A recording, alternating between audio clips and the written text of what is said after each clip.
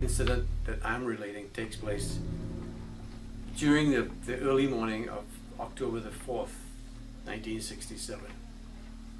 We departed JFK, and shortly after takeoff and during the climb, the two extra pilots went back to their bunks to rest, and we were going to be dividing up the rest time during the night, so we'd each get a break from our duties. We had recently climbed to our cruising altitude of, I believe it was 33,000 feet, because it was on a 707 freighter, fully loaded. We couldn't get much higher early on in the flight. And in the right seat was Ralph Lowinger, who has been my friend for more than 50 years now. And in the left seat was Captain Kurt Olson, who I flew with before, and I think once or twice after this incident. We were at cruising altitude, an hour or so out of Kennedy. We had just gone by Boston, and we were being controlled by Boston radar, and about to be transitioning over to Canadian air traffic control, when Ralph noticed a series of lights at approximately our 11 o'clock position, and what appeared to be at our altitude. And there were 5 lights, and they were not actually level with the horizon. They appeared to me to be at about a 15 to 20 degree angle, which would indicate to us that there was an airplane with its landing lights on in a right bank making a right turn, and would shortly turn away from our flight path. This did not happen. The lights remained in a steady position at around 11 o'clock, but they appeared to be getting closer and not turning away from our flight path. Ralph initiated a series of conversations with the Boston radar, asking about the presence of possible conflicting traffic, and this was adamantly denied by Boston. He had us score car identification, positively identifying our airplane, and he said to us that that the closest traffic to our position was in the 3 to 4 o'clock position and many miles away. So he was not seeing on his radar what we were seeing with our eyes. As this object began to get closer to our airplane, Captain Olson asked me to go to the back of the airplane, right outside the cockpit door, and awake the 2 pilots who were resting and bring them back into the cockpit, so that there were now 5 people in the cockpit of the 707. I did that, and I did it pretty quickly because I wanted to get back into the cockpit. I was feeling a certain amount of apprehension at the time, and I didn't want to spend much time away from the flight deck. The other guys came in and they took their seats, so they actually were standing, I believe, at this point in time. And what was happening then was that the object was getting closer and closer to our flight, with our airplane.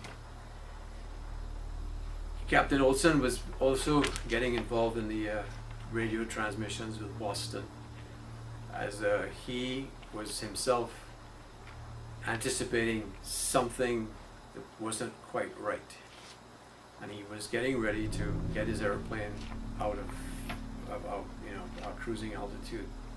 I went into the left observer's seat, right behind the captain's seat, where there's a large window in the 707, so I had a very good vision of what was transpiring off the left side of the airplane. And as this object came closer to our flight, I began to realize that it was of a tremendous size. It was the biggest thing I've ever seen in the sky, and I could see it outlined by the diffuse lighting from the lights along the east coast of the U.S. as we were flying up towards Canada. What I saw was, I realized that what we thought initially were 5 lights, possibly landing lights on an airplane, I was looking into a lighted object like looking into a building which is lighted on the inside, and I'm on the outside in the darkness, looking through a window. I didn't see anything in the window. It was just a pale yellow light, but definitely illumination. And the object began to move closer to our airplane. Not at any kind of rapid closure, but just very slowly it began to come very close to the 707. Is it possible to anticipate or to estimate how far away it was? But it was definitely in a position that seemed to me to be threatening to our flight. Captain Olson, being of the same opinion, he finally said to us, he says, guys, I'm going to disconnect the autopilot and we're going to start a descent. I'm getting out of here.